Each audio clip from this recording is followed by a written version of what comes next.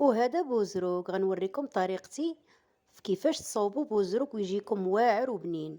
المقادير: بوزروك، مطيشه، الربيع، عصيرة الحامض. هنا خديت سوليس وخديت مطيشه حكيتها. هنا عندي بوزروك.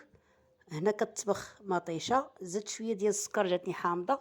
هنا الملحه، البزار، الكمون، التحميره وشويه الحار. كنحرك.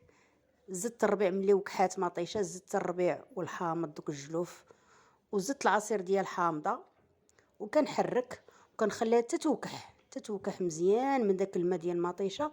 عاد كنزيد الزيت العاديه والزيت البلديه، وانتم الاختيار ديالكم ديروا اللي بغيتو ديروه. هنا راني باقا ما رميتش حيت باقا ما كحاتش من المطيشه.